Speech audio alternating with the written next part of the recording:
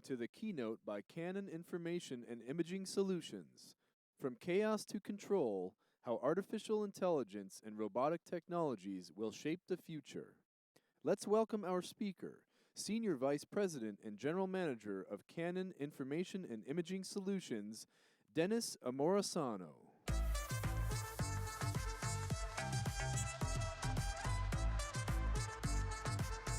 Good morning, everyone. How is everyone this morning? Terrific, terrific. We still have some folks coming in. Please feel free to find a seat. So here we are, Sin City, right? That is I guess the years gone by, moniker for Las Vegas. Now it's what happens in Vegas stays in Vegas, right? So how many of you, just round of applause, went out last night? Okay. Not too many, actually. I thought it'd be actually more. So now, are you going to talk about what you did last night when you go home? Maybe no. Actually, one of the greatest, most interesting things about, I think, what's going on in Vegas is that kind of started as Sin City, and then Vegas had this great idea to try to become like Disneyland. So can you imagine now parents with their kids, what they have to explain to their kids when they bring them to Las Vegas? Well, that'd be quite interesting, I say.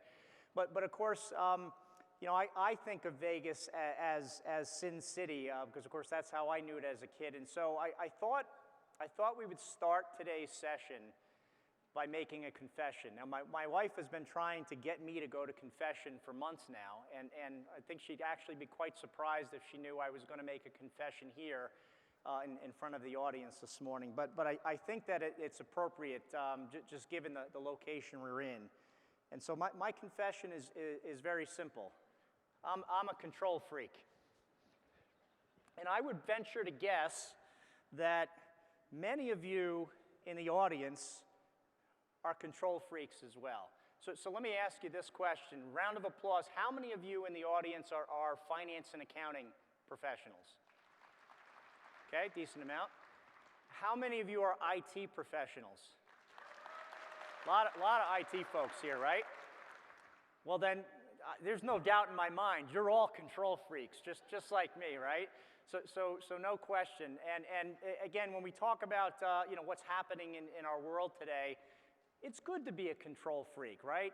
And when you confess that, boy, you feel so much better. I can tell you that I certainly feel much better after having said it and told all of you that's actually who I am. And of course, one of the challenges we're facing in the marketplace today and in business is the fact that when we look at the finance and accounting functions within our organizations, in many respects, they're out of control.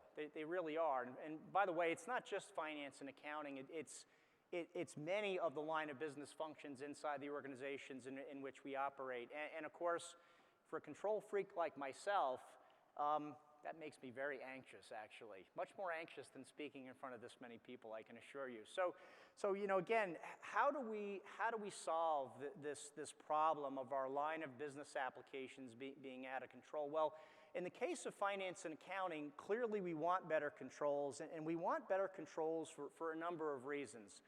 First of all, we want to drive better control in terms of our operations, and we want to drive improvement in those areas. We also want to be able to drive better control so that we have more control over cash, right? And cash, of course, is king still.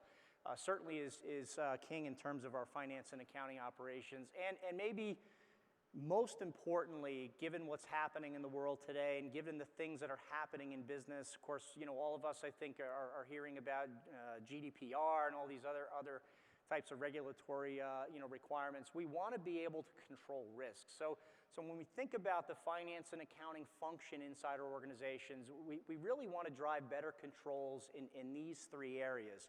And so I'm going to do a little poll today, and let's start by, first of all, I'm assuming you all have a cell phone. So if you have your cell phone, take your cell phone out right now. Right? We'll give you a second to do that. This is one of the few presentations you'll actually be asked to use your phone. And what I want you to do is I want you to text the word control freak, and it's all one word. It doesn't matter if it's caps or not. Text the word control freak to 747 444-3548. And here's what's going to happen. You're going to get a response that's going to come from me inviting you to the poll, right? So I'm going to give you a second to do that. When you're done, just raise your hand. Let me know. That'll give you an indicator as to, how far along we are. All right. Oh, the number is 747-444-3548. I think you can see it. Yeah, it's right behind me, actually. All right, everyone all set? You've all got the message back? All right, let's then try a test poll. This happens to be one of my favorite. So how long did it take you to check into the hotel when you arrived? And there are 4 answers here. If it took less than half an hour, text A. Half hour to an hour, B. Over an hour, C. And if it took you 3 days, like it took me basically to check in, actually it was about 6 hours literally, but if it took you 3 days, text D. Again, there's no right answer here, of course, but this is a test, so let's give it a minute. As you can see, as you folks are all kind of texting in, you can see that the results are dynamically populating. Man, I wish I was with a lot of you who it only took you less than a half hour. It literally took me all day to check in here yesterday. So again, it looks like our poll is working. So thank you for participating in this one. So about 80% of you, I think, had what is relatively a good experience when you checked into the hotel. Most of you, for that matter. There are a couple of you comedians in the auditorium here who said 3 days. Thank you for that.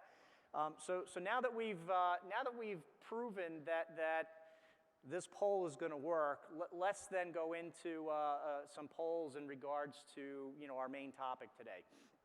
So let's start with this one. How much time do finance and accounting employees spend on wasteful activities? And again, depending upon, you're already cranking away, I don't even need to tell you.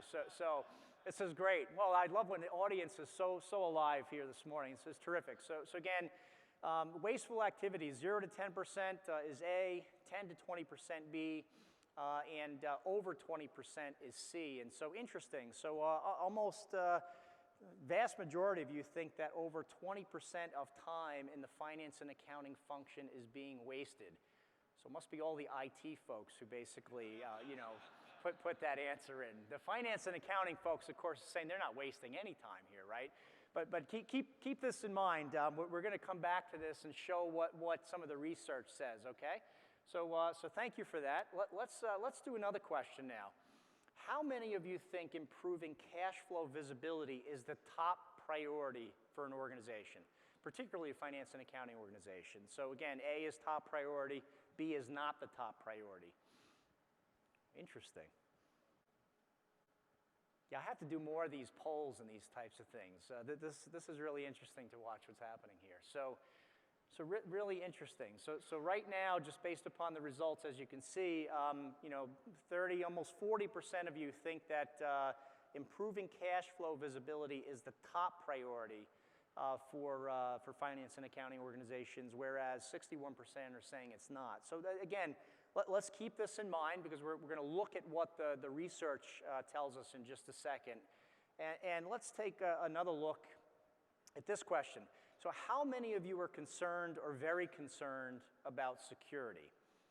This should be an interesting one as well. So again, if you're very concerned, you text A. If you're concerned, only concerned, text B. And if, what the hell, we don't need security, you can text C, right? So let's take a look here. So again, as we can see the data coming in, the vast majority of you in the audience, not surprisingly, heck, it's almost 95% of you are either concerned or very concerned about security, which is not unexpected, of course, given what's going on, not only in the world in general, but given what's going on in business. So again, thank you for these poll results. Let's now compare your information with some of the recent market data that we're seeing. So if we look at the market data, You remember the first question, right? How much time is being spent on wasteful activities, right? So all the IT folks said that finance and accounting is wasting, 80% of the IT folks said wasting time. So that being said, the data says about 25% of finance and accounting employees' time is being spent on what would be considered wasteful activities. I don't actually have a definition of what the wasteful activities are, but suffice to say, 25%. And of course, this audience thought it was actually much higher than that. 69, almost 70% of controllers say that improving cash flow is their top priority, which of course is a bit less than, or I'm sorry, a bit more than what the audience said. And then 80% of finance execs are concerned or very concerned about security, which is a little bit lower actually than the audience, which was at 95%, if you'll remember. So clearly these numbers have significant implications for what we're looking at doing in terms of controlling operations, of course, and controlling cash and managing risk. So I have another little interesting set of information here about controlling operations, and I'm going to need a volunteer from the audience. Do we have a volunteer from the audience? Just raise your hand. No one ever raises their hand, so let me. I see I think one of my personnel raising their hands. So how about this young lady right here in the front? She absolutely doesn't want to come up here. I can assure you of that, But for those of you who are raising your hands in the back, I can't see because the lights are on you. Hi, how are you? What's your name? I'm Michelle Colby. And what do you do, Michelle Colby? I am the Executive Vice President of IOUG. Oh, all right, terrific, terrific. We didn't He doesn't know what that is. We didn't set this up, right? No. All right, I do not know you. All right, terrific. Yeah, I don't know you as well. Magic, are we? Yeah, no, we're not doing magic. Okay, good. Come this way. All the answers are right here, by the way. So, and if you happen to get them, empty, everyone. Yeah, if you happen to get this right, you'll get a T-shirt. So, okay. So I hope you're good. Do you like making presentations in front of lots of people? Yeah. Oh, okay, great. No, not really. No, not really. Okay. Actually, I'm terrified of it myself. But having said that, let's look at the the first statistic here. So we're talking about operations. So, what % of companies do you think lack an automated invoice processing system? You play along at home, by the way, with us as we do this. How are they playing along? Oh, they can just think in their minds. Shout out What's answers? the number? Yeah, sure. If you want to shout out answers, sure. Go right ahead. Should I read this one? No, don't read it. You have to guess. That's the answer. Okay, how about 65? Or 65. 75% of companies lack an automated invoice processing system, right? Good answer, by the way. Don't cheat. I'm trying not to. Don't cheat. Don't look. Don't look at that screen. It's like, look at this one, not that one. Look at that one right there. So what percentage of AP processing cost is attributable to labor, would you say? 30. 30? I didn't look that time. Look, you've got the answer right in front of you. You told me not to look. No, I'm kidding around. So 60% of AP processing cost is attributable to labor, right? How about where does invoice processing rank in terms of the most time-consuming finance functions? Oh, it's high. Are we giving a number? Yeah, like number 3, Top number 5, top 5. Oh, that's good. Yeah, it happens to be number 1. Right? Good answer. I didn't get any right. Yeah, you're doing great. You're doing great. Well, not really, but it's okay. Don't worry, you'll be fine. You could tell we didn't prep this. Yeah. Right? What % of businesses pay all of their invoices on time? Would you say, Michelle? Come on, Michelle. This is an easy one for you. Come on. 100. No, come on now. How many of you believe 100% of businesses pay their invoices on time? Come on. 0. 0? Take a guess. I'll go with 1. That's the price. 1%? Right answer, right? You're doing great. above. That's actually very close. Okay. Good job. And you're not cheating. It's You clear. can tell I'm not. Yeah, you're doing great. And for AP, what priority is reducing invoice processing?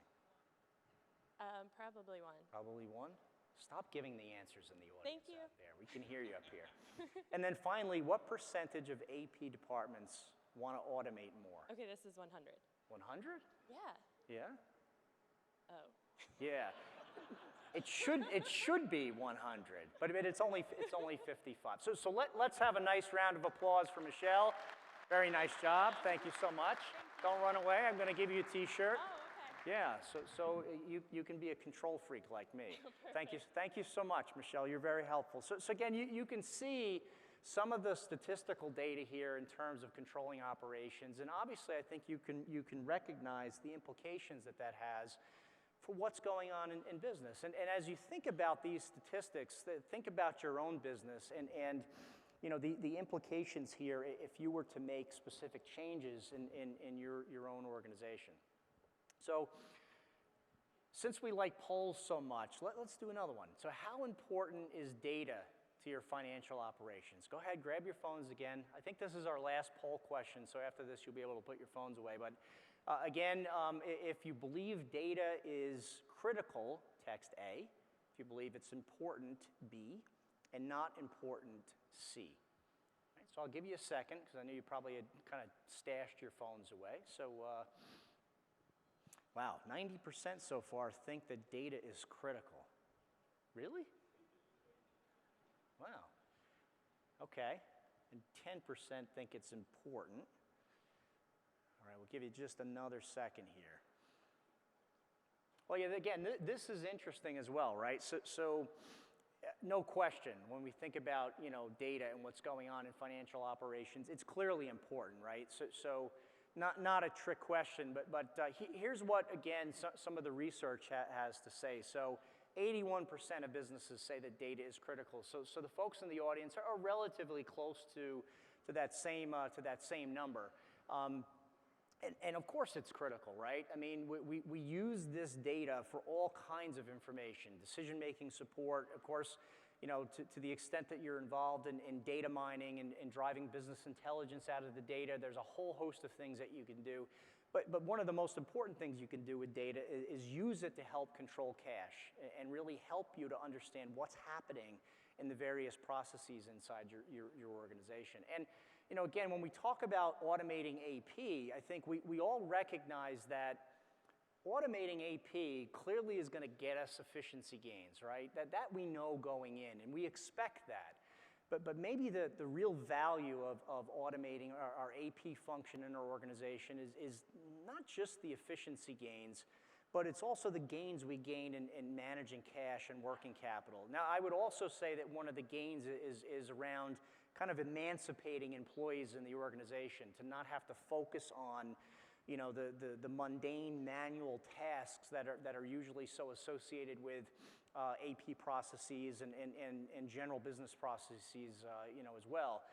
So, you know, giving those employees more time that they can actually use then for higher level functions inside the organization is key as well. But again, when we talk about cash, you know, really driving data management and driving AP automation is a great way to improve cash position, which again, controllers are very keen on. So we talked about risk before, and again, you know, when we think about things we want to control, right? We want to control operations, we want to control cash, and we clearly want to control risk. And why do we want to control risk? Well, it seems it would be obvious, right? Well, it is. It is obvious. So you know, look at the statistics here. You know, again, the top one is one that really jumps out at me. You know, 5% of revenue is lost due to fraud by the average U.S. company. That's huge. Think about the size of your organization. It doesn't matter how big or how small, but you know, if I look at it from Canon's perspective, we're roughly a $35 billion organization globally. Well, 5% is a whole heck of a lot of revenue to be losing due to the fact that we can't manage fraud. And of course, this is why everyone inside the auditorium here and everyone inside businesses, particularly at C-level inside your businesses, is concerned about this subject and wants to make investments to address this issue so that you can prevent you know, fraud and the impact that fraud has on the business. So we've talked a lot about, you know, AP automation in general. What are we doing? Why are we doing it? Let me give you an example. So of course, you know, Canon is as I mentioned, we're a large organization, globally about $35 billion. In the United States, in the Americas rather, we're about a $10 billion company. Like many of you who have come to this conference looking for ways in which you can drive better automation around business process, we faced the same kinds of issues, and we decided that it didn't make sense for us to continue to work the way we were. So we decided, okay, let's make a change here, and that's exactly what we did. So we decided to actually drive a process around automation in our organization to basically build automation around our procurement processes, our planning and budgeting processes, and then, of course, our accounts payable processes. And again, any one of these initiatives, of course, as you all know, if you've gone through them, they're not simple, but the results have really, in many ways, spoken for themselves. So when we talk about the results we have seen, from an operational perspective, as you can see, we've really made significant gains. So these are just two of many statistics that we captured as a result of the project we drove internally. So our first pass match rates are much, much better than they were. We've had a huge increase in the number of invoices that our full-time equivalents can actually process. From a cash perspective, we're able to take advantage of early payment discounts, which we were never able to take advantage of in the past. We also had a great opportunity as a result of this to significantly consolidate vendors, which has made administration of our systems much better. And of course, when we talk about risk, we're actually now starting to use our systems and using the data.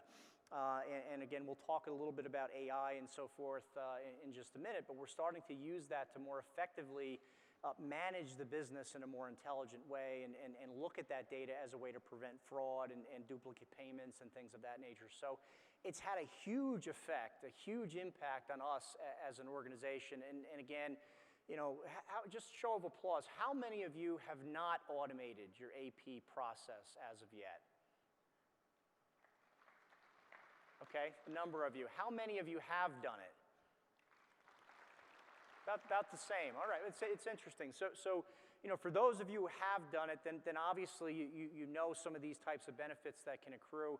For those of you who haven't, I would certainly be a strong advocate that no better time than the present, right? So take a look at that. I think you'll find you can drive significant improvement.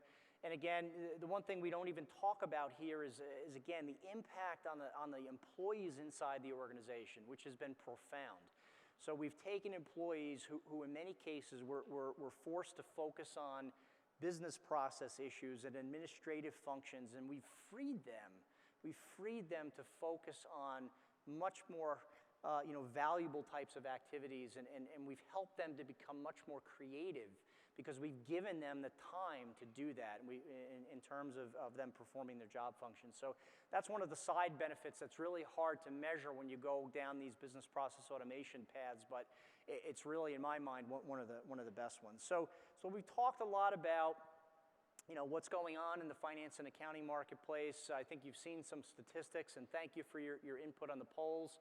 So where is this headed, right? And what's going on in terms of how are we going to control this function better? Because even if you've automated your processes, there's still more to do. There's more opportunity there that you probably haven't gotten to yet. And so one of the things we wanted to do this morning is we wanted to talk about, well, what's the future hold for us? And how are technologies like artificial intelligence, machine learning, robotic process automation, how are those technologies going to ultimately make their way into these types of lines of business functions? And so I thought it would be great for us to have one of my colleagues join us on stage. Let me introduce to you Don Purpura. Don is our Vice President of Engineering at Canon Information and Imaging Solutions, and it's a pleasure to have him here to talk a little bit more about AI and RPA. Don? Good morning. Thanks. Trade you that. Good morning. Great to be here this morning at 9 o'clock in the morning after hopefully not too long of a night for some of you. So let's talk a little bit about AI. Hey, Don, before we do that, Yeah. Why don't you have the Control Freak shirt? Oh. Or did you not get the memo? I've spent the last 30 years trying to convince my wife I'm not a control freak. Okay. I think coming up with that shirt, I really don't want to backtrack now. Right? Right. Besides, it's wrapped up, and it's going to be a Mother's Day gift from my mother-in-law. Say no more. Good luck with that, by the way. No problem. All right, so first that AI is not really new. Okay, it's been around for many years. Actually, it's had its starts and stops over the last 70 years. In the 50s, what we call the age of early excitement. This is when Dartmouth had a working group over the summer that their intention was, hey, let's get a bunch of smart people, put them in a room, put them let them spend about 9-10 weeks, and let's solve this AI problem that people have been talking about. And there was a lot of excitement about it in that time, in the 50s and 60s. In fact, a scientist from MIT, I think it was 1967, said, hey, within a generation, we're going to have this AI problem solved. So 20 years from now, that would have been about the late 80s. How'd that right? go? They're still waiting on that. But 3 years later, he doubled down on it. He said, I think it was 1970, he said, within 3 to 8 years, we will have AI, or we will have a machine that can replicate human reasoning, human thought, and whatnot. That would have been in the late 70s. That didn't happen either. So because of all this excitement, there was this what we call a AI winter, where because of the lack of progress, investment dried up, and we really weren't seeing a lot of progress in that space. So then in the 80s, with the increase in computing power, became the age of machine learning, which is a subset. It's important to realize that AI is very broad. Part of AI, and I didn't actually talk about the definition of AI, and really AI is a machine that has the perception of having human intelligence. Obviously doesn't really have human intelligence, but it has the perception of that, and it really is all around. So machine learning is again something that's really old. Arthur Samuel actually defined the term in 1959. He was one of the guys at the Dartmouth working group. And it's a field of study that gives the computers the ability to learn without explicitly being programmed. And this was key. This was game-changing, because back then, and even today, most applications are written with fixed algorithms that are written in code. And if you want to change them, you need to change the source code. Now, they're very deterministic. You put the same input in, you get the same output out. But what Arthur Samuel said, no, there's actually a different paradigm, is that you could be able to, by using data, build applications that learn themselves. Mm-hmm. And he actually demonstrated that by writing a checkers game.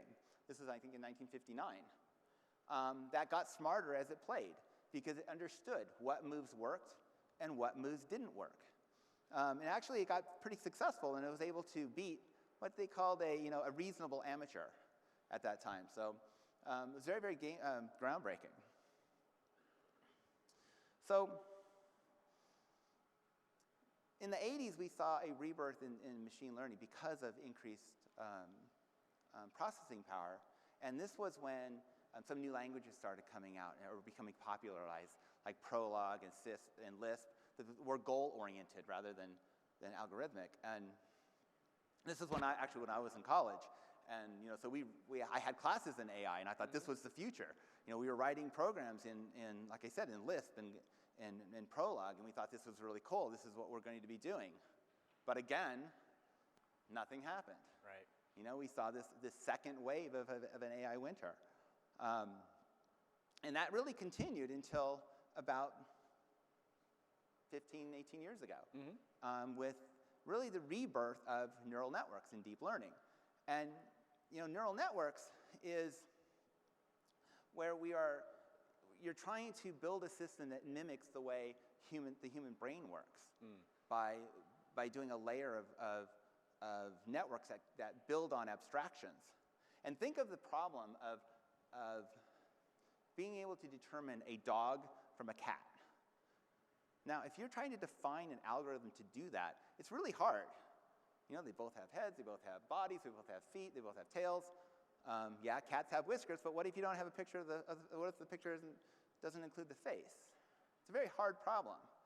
But if you send a bunch of images of dogs and cats to a neural network machine, it can build abstractions and see relationships and see understanding and be really, really good at determining these kinds of differences. And that's really where we are now. Yeah. So Don, I mean, again, you know, when you look at what you've just discussed, right? We've had this history of, AI focus, kind of, winter time for AI. We don't think we can get there. We get a rebirth, et cetera. So what is different now? Why do we think that AI, machine learning, neural networks are now finally going to grab hold and kind of take off and become kind of mainstream? Well, it is somewhat of a perfect storm right now, and it is different. And really that's because of the growth of data, the power of computing today, and finally the realization of the algorithms that have been actually around for a while. I mean, look at data. We all carry around phones that are collecting information from us, about us. We have smart devices at home for our smart home devices. We have cars that are collecting information. Right. We're taking digital images, posting them to social media. I mean, the amount of data that we are generating now is enormous. And it's not only data, but that data is being configured and collected in a way to make it actionable. And being able to take data that's actionable really brings value to things like AI and machine learning. Right. The amount of data today is about 15,000 exabytes of data globally created by the world. In 7 years, in 2025, we're expected to reach about 150,000 exabytes of data. So I'm sure some of the folks in the audience are asking themselves the question, what the hell's an exabyte, right? So maybe you can explain a little bit. What does that mean in terms of volume? I think we all get the idea that there's a ton of data, right? Okay, But we what does understand that what a mean in megabyte terms is. of We volume? understand what a gigabyte is. Yeah. An exabyte is 1 billion gigabytes. So it's a lot of data. That's a lot. It's a lot of data. Computing. The growth of computing power. We've been following Moore's law, and you probably all understand Moore's law, that processing doubles every 18 to 24 months. And so at this point, we've somewhat solved the raw computing problem that has really plagued the ability to do really deep learning in neural networks. And then with the introduction of GPUs, graphic processing units, which really came from the gaming industry to do high performance graphics, is able to see, people are seeing 10x improvements in processing of neural networks. So there's been a huge increase in computing. And the last is algorithms. Now, some of these algorithms have been around for a while, but didn't have the computing power or didn't have the necessary data to actually see value of them.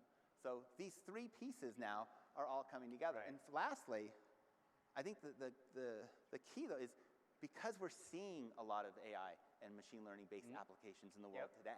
Yeah. So it's interesting, right? So we hear about AI all the time. We hear about machine learning. And I guess, to your point, a lot of this is actually being used in the marketplace today, right? Maybe we just don't realize how big an influence this is already having in the marketplace today, because we don't necessarily see it. It's not front and center. In many ways, it's transparent to us, right? Yeah, it's interesting because there's a survey, I think it was done by the National Business Research Institute. They surveyed like 280 business executives and asked them, how many of you guys are using AI in your normal work? And I think the response was like 35%, right? Something like that. But then when they asked them further, like, okay, well, are you using this technology? Are you doing that technology? And by those answers, it was clear. It was closer to actually 80% we're using. So it is all around us. So maybe we can go through some examples of how AI and machine learning are being used today. I think it'd be interesting for folks in the audience to kind of see. We know, for example, Facebook is doing this, right? Yes, we do. They're in the news. In fact, I think we saw a story this morning about their privacy policy has now been released. But what other examples do we have that we can share? I think first let's distinguish the kind of broad stroke categories of general AI and narrow AI. Okay.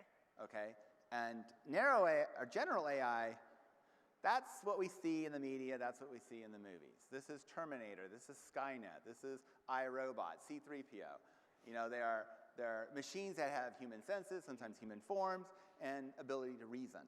And they perform tasks often better than we do, and often in a very destructive end.